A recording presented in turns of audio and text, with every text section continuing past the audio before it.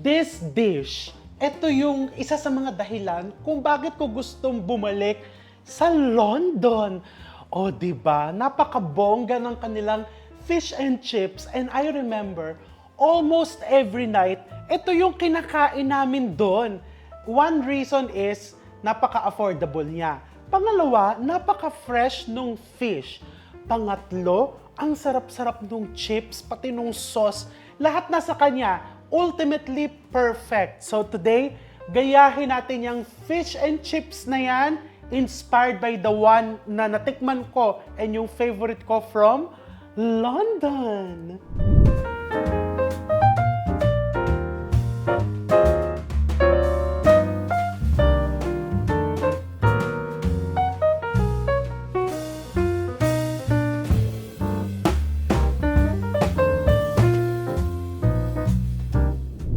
So first, simulan muna natin dun sa chips. Pero syempre, gusto kong batiin ang mga viewers natin sa London, sa United... nabulol na ako kasi ang social kasi banggitin sa United Kingdom, diba? With accent. And syempre, mga viewers sa Europe and all around the world. Kung nandyan ka sa London ngayon, ikain mo ako ng fish and chips. Yung paborito namin is dyan sa Fish and Chipper. I think dyan yun sa may Piccadilly Square. Ewan ko kung tama ang pinagsasasabi ko.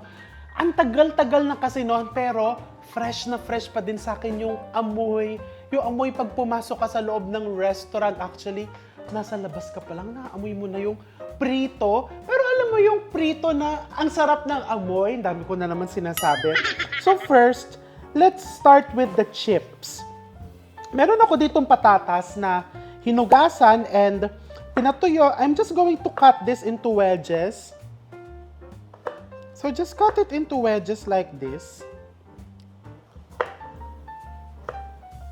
And then I have here a pot of simmering water that I'm going to season with some salt.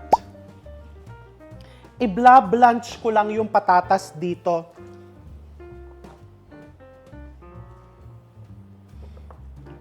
Okay, pakuluan mo ng konti, around 1 to 2 minutes.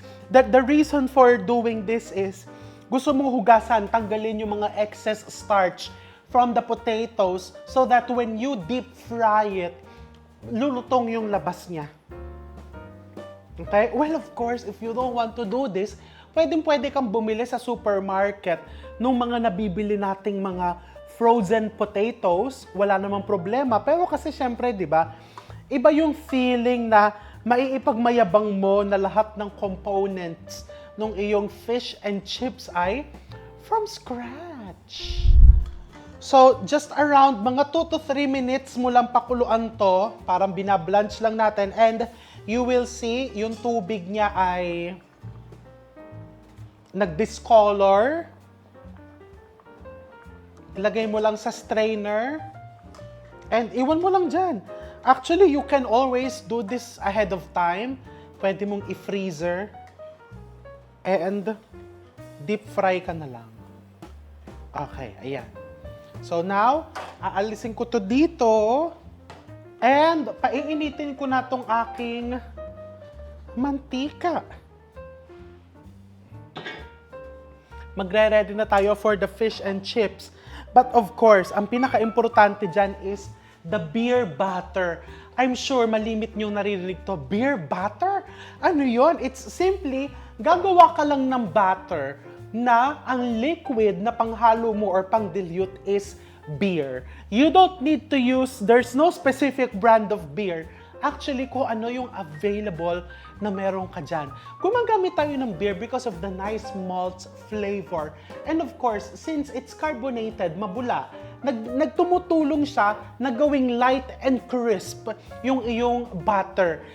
Kung ang concern mo, katulad ng nabasa ko yung mga comments nyo sa baby back ribs, na baka malasing, ipapakain sa bata, ipapabaon sa anak, ipapakain sa senior, again, wag po kayo mag-alala because any alcohol na iluluto mo, specifically sa ganitong mainit na mantika or mapapakulo mo, nag-e-evaporate po yung kanyang alcohol content.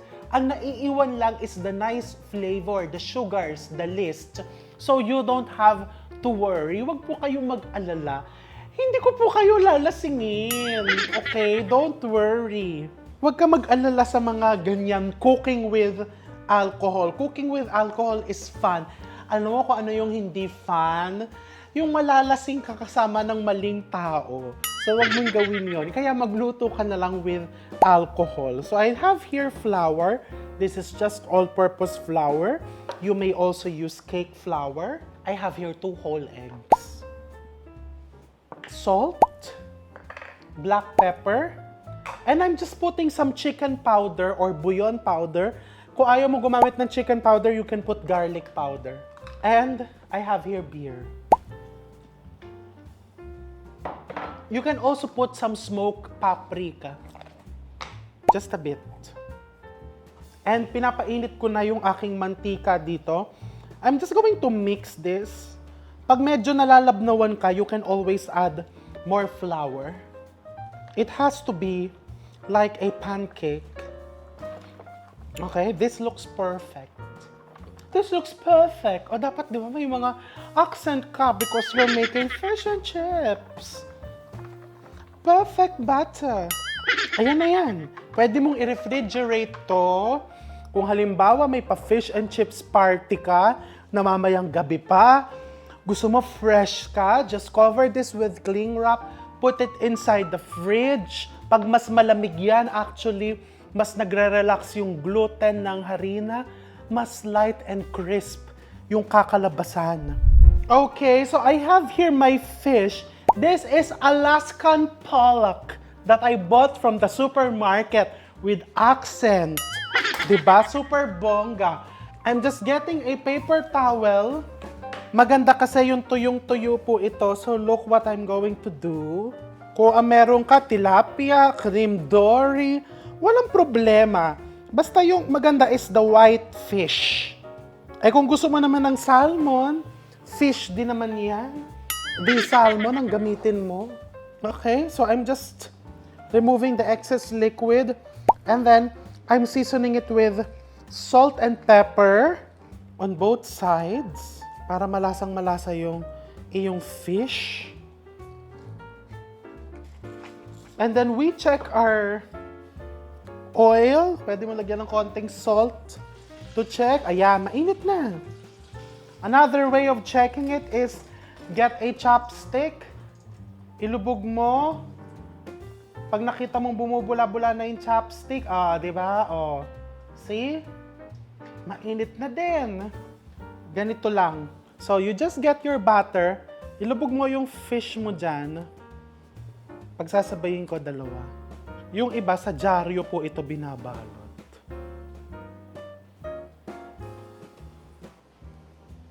Just be careful. Natalsikan ako ng konti kasi dumudulas po yung fish.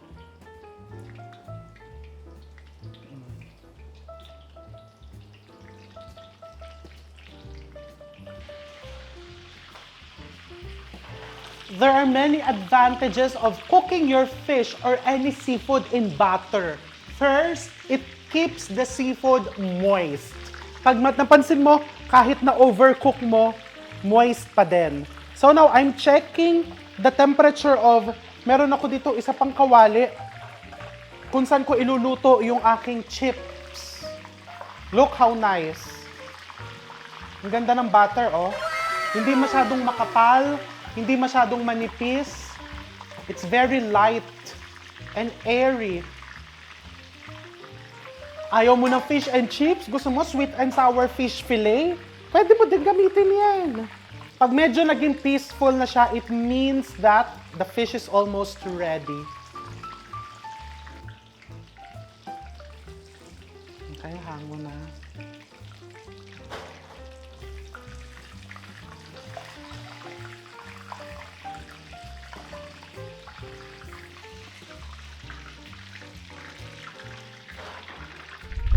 Okay, I guess mainit na din yung aking mantika. I'm frying my last batch of fish and I'm also frying my chips. Make sure lang na mainit yung mantika mo for the chips. There you are.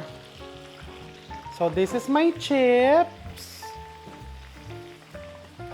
Okay, habang piniprito natin yan, let's prepare the tartar sauce. Perfect na panghalo sa ating fish and chips or sausawan. I just have here good mayonnaise. Into this, I'm going to put red onions. Dito ko na lang paghahalu-haluin din. Make sure that all ingredients are chilled. Pickle relish, minced garlic, and lemon juice. Chilled. Lahat ng ingredients. Ay, ayan, nahulog tuloy. Chilled.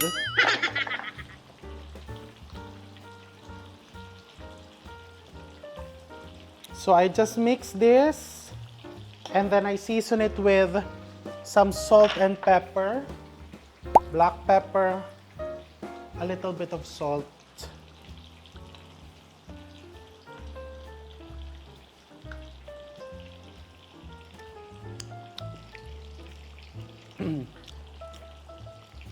Sarap.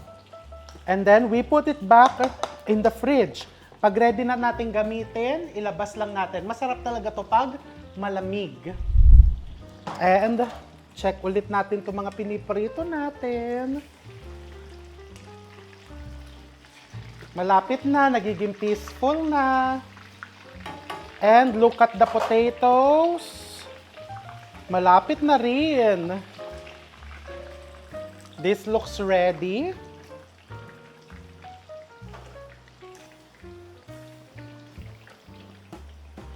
If just in case na kumunat na yung una mong niluto, walang problema, pwede mo yan i-double fry na mabilis lang.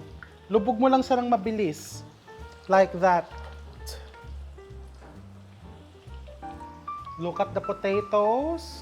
Pag medyo nagre-wrinkle na yung balat, ayan o, nagre-wrinkle na, ready na yan.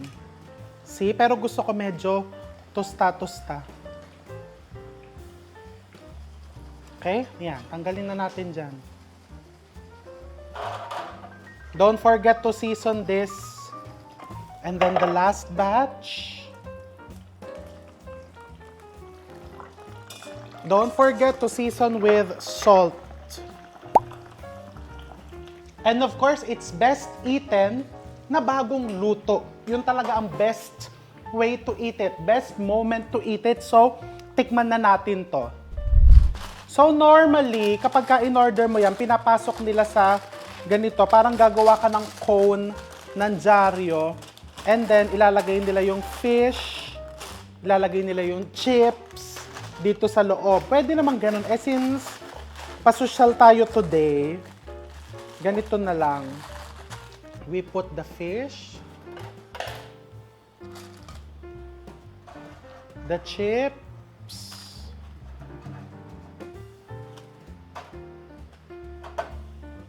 lemon, and tartar sauce. Ayan, ganyan lang. Oh, di ba? And actually, kahit medyo nagpapasosyal tayo ngayon, pag po kinain ito, nakakamay. Oh, the chips.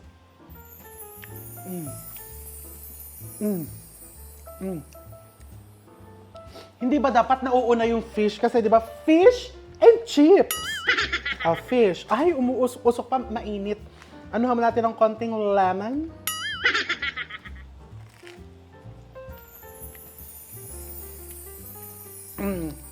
My God! Talagang ganito po, ha, no, pag kinain siya.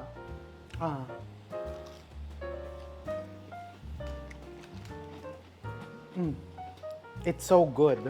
The chips. A little bit of lemon on the fish. Tartar sauce.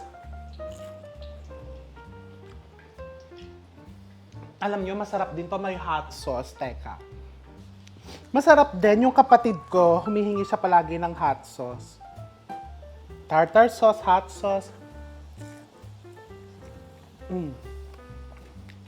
So, what are you waiting for? Hindi na natin kailangan pumunta pa ng London para kumain ng fish and chips. Pwede ka nang gumawa nito sa bahay. Ayan tuloy, sa bahay. Nahulog na, my God. Sa sobrang excitement, hindi man lang naisubo ang chips. Pwede ka nang gumawa nito sa bahay anytime because it's super duper easy and maiipagmalaki mo pa na lahat ng components from the chips to the batter to the, ano nga yun? Tartar sauce. Lahat ay from scratch. So what are you waiting for? Gumawa ka na. And, kakakain ko ng prito. And, ulit. And, I'm going to see you in London. See you soon.